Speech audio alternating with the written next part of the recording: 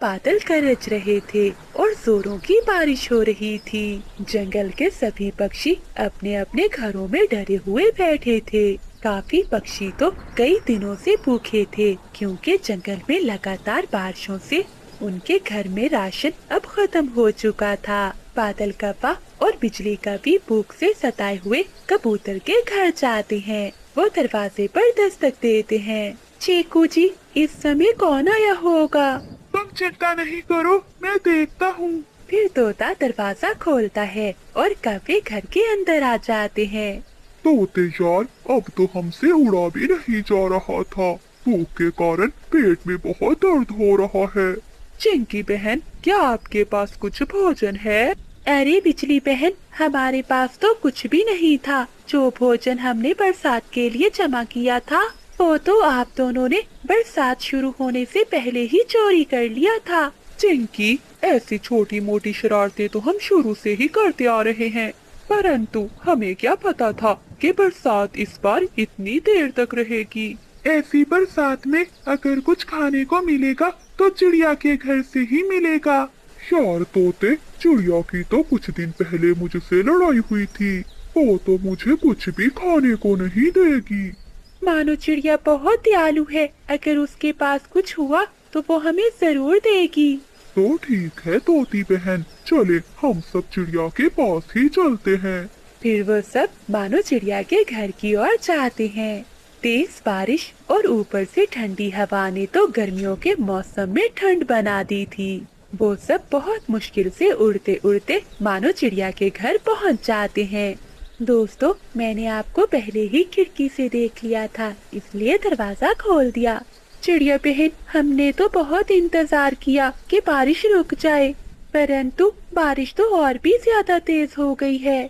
मैं और चीकू जी बहुत भूखे हैं। और हम भी। चिड़िया बहन, उस दिन जो मेरे पति ने तुमसे लड़ाई की थी, मैं उसके लिए क्षमा मांगती हूँ। मानो बहन, अगर ऐसी बारिश में हमें कुछ खाने को ना मिला तो हम सब भूख से मर जाएंगे। आप सब चिंता ना करो, मैंने बरसात के लिए भोजन जमा कर रखा है। मैं अभी आप सबको भोजन देती हूँ। फिर मानो चिड़िया अपना भोजन वाला संदूक खोलती है, जिसमें उसने ढेर सारा अनाज जमा कर रखा था। वो सब पक्षियों को भोजन देती है। मैं तो सुबह ही चिड़िया के पास आ गया था। मुझे पता था ऐसे मौसम में चिड़िया के पास से ही मिलेगा भोजन। फिर वो सब भोजन खा लेते हैं। बादल जी, अब जाके पेट को कुछ आराम मिला है। मुझे तो लगा था कि मैं भूख से मर ही जाऊंगी।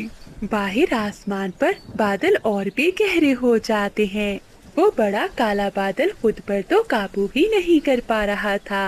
मेरे अंदर बारिश की मात्रा बहुत ज्यादा है। मैं कतरा कतरा नहीं बरस सकता, ऐसे तो मैं फट जाऊंगा। बाबा जी, आप अपने आप पर काबू रखें। अगर आप ऐसे फट गए तो जंगल में सभी पक्षी पानी में डूबकर मर जाएंगे। मेरे पास समय बहुत थोड़ा है, मैं और नहीं रुक सकता। बेटे, तुम जल्दी से जाओ और जंगल के पक्षियों को बता दो, ताकि वो सब किसी सुरक्षित जगह पर चले जाएं। बाबा, मैं अभी जाता हूँ। फिर वो छोटा बादल नीचे जंगल में आता है, परंतु उसे तो जंगल में कोई पक्षी भी दिखाई नहीं देता। ये सब पक्षी कहाँ चले गए? अगर मेरे पिताजी फट गए फिर तो सभी पक्षी मारे जाएंगे। जंगल में बहुत पानी आ जाएगा। ऐसा कहते हुए बादल आवाज देता है, कोई है, कोई है, मेरी आवाज सुनो। जंगल के पक्षियों, आप सब कहाँ हो? दोस्तों, मुझे किसी के बुलाने की आवाज आ रही है। ये कौन हो सकता है जो ऐसी बारिश में हमें बुला रहा है? चिड़िया कौन हो सकता है जो ऐसी बारिश में हमें बुला रहा है? चिड़िया बहन, हमें जाकर देखना होगा, शायद कोई मुसीबत में हो।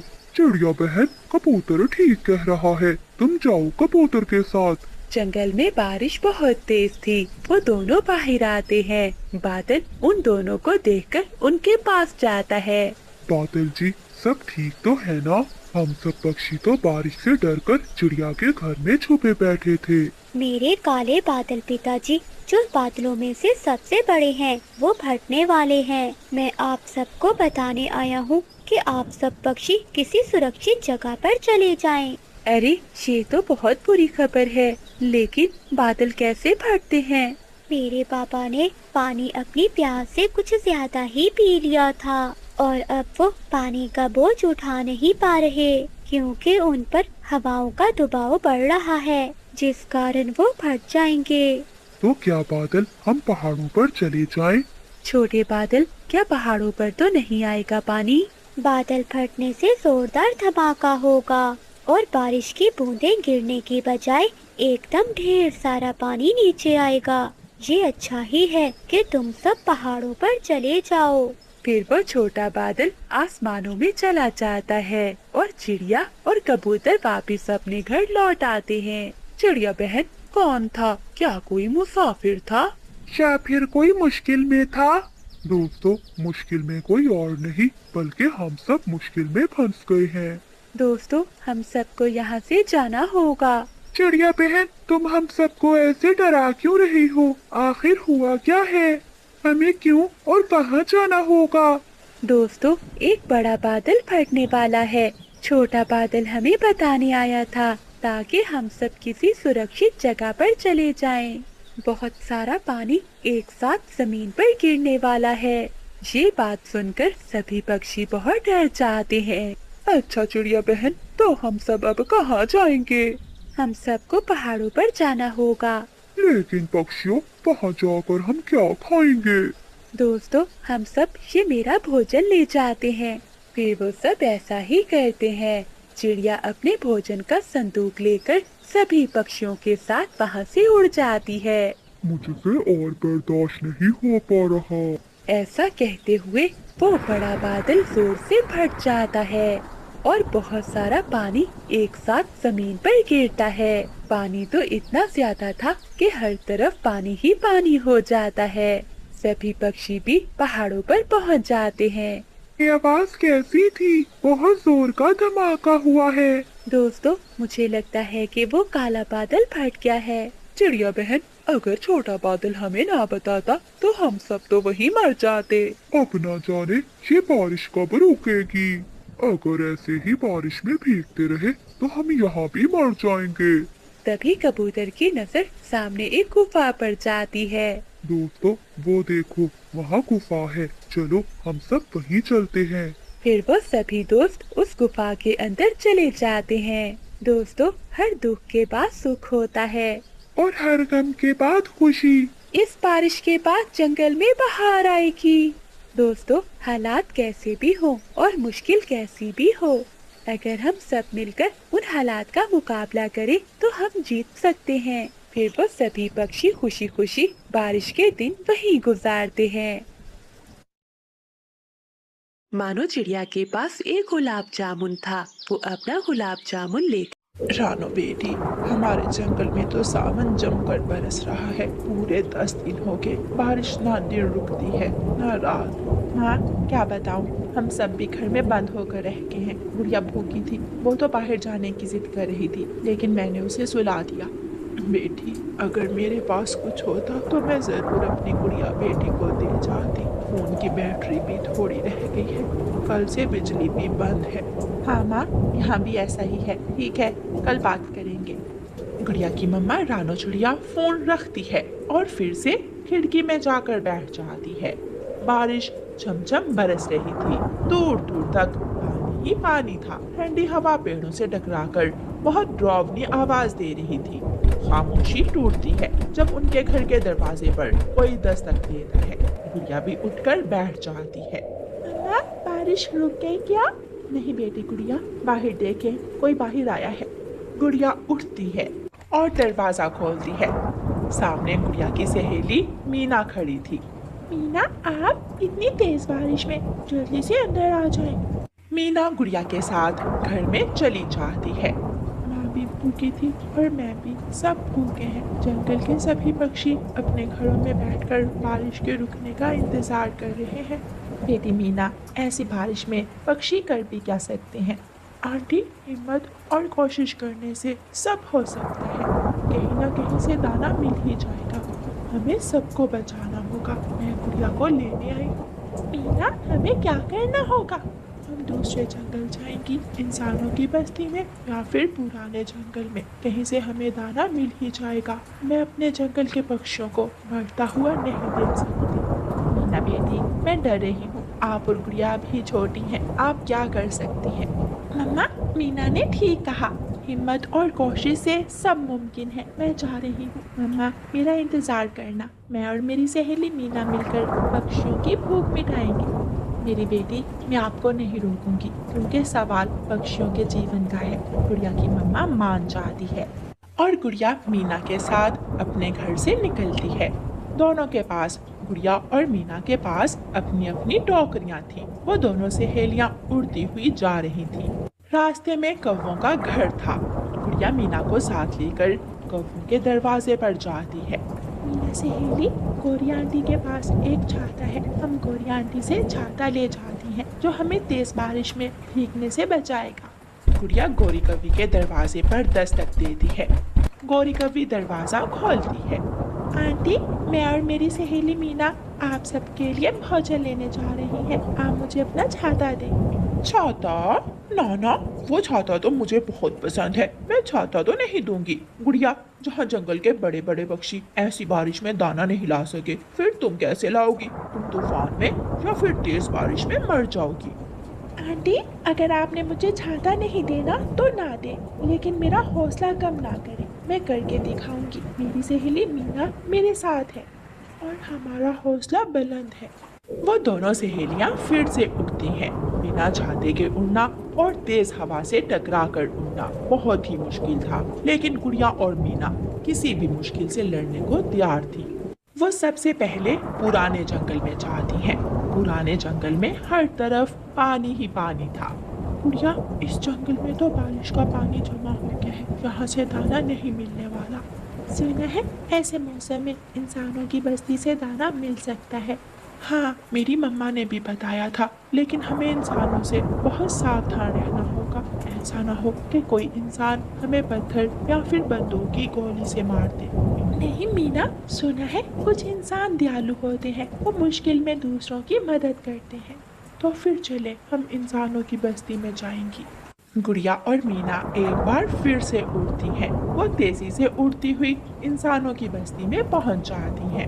कपड़े का छपरा लगाए एक इंसान पेड़ के पास रेहड़ी पर समोसे बेच रहा था। गुड़िया और मीना उस इंसान के पास जाती हैं। क्या ये इंसान हमें कुछ खाने को देगा? ये इंसान तो मुझे कंजूस लग रहा है। देखो कैसे घूर घूर कर हमारी तरफ देख रहा है। छी, उड़ जाओ यहाँ से। अगर मेरा समोसा उठाने की कोशिश की तो जान से मार दूंगा। चाचा इंसान, आप जैसा हमारे जंगल में भी एक पक्षी है। उसका नाम है कालू खवा। दोनों सहेलियां हंसने लगती हैं और वहाँ से उड़ जाती हैं। थोड़ी दूर किसान का घर था। दोनों सहेलियां किसान के घर की छत पर जाकर बैठ जाती हैं। किसान की पत्नी छाता उठाए घबराई हुई आती है। वो कमरे में जाती है और अपने पति किसान से कहती है, किसान जी, हमारी गाय छपरे के नीचे नहीं है। शायद रस्सी टूट गई और हमारी गाय खेतों में चली गई है। ये तो बहुत बुरा हुआ। अब ऐसी बारिश में कैसे ढूंढ कर लाऊंगा अपनी गाय को। गुड़िया और मीना किसान और उसकी पत्नी की बातें सुन रही। जब किसान और उसकी पत्नी बाहर निकलते हैं तो गुड़िया और मीना उनके पास छोटे पेड़ पर जाकर बैठ जाती हैं। चाचा किसान, हम आपकी मदद कर सकते हैं। हम ऊंचे आसमान में उड़ते हुए आपकी गाय को दूर से देख सकती है, लेकिन बदले में आपको हमें दाना देना होगा। विश्वास करें, हम सब पक्षी बहुत भूखे हैं। जंगल में कई दिनों से बारिश चल रही है। छोटी चिड़ियाओं, लाओ अपनी टोकरियां मुझे दो और आप हमारी गाय को ढूंढ कर लाओ। मैं आपको जी भर के दाना दूंगी, इतना दाना कि आप सब खा सकोगे। गुड़िया और मीना अपनी अपनी टोकरियां किसान की पत्नी को देकर उड़ती हैं। वो ऊंचाई में जाती हैं। वो इधर उधर देखती हैं। वो थोड़ा आगे जाती हैं। किसान की गाय बिजली के खंभे के पास खड़ी थी। गुड़िया और मीना जल्दी से उड़ती हुई किसान की गाय के पास जाती हैं। गाय माँ, आप यहाँ खड़ी है और आपका मालिक किसान आपको लेकर बहुत परेशान है। मेरी रस्सी टूट गई, मैं चलते चलते यहाँ आ गई।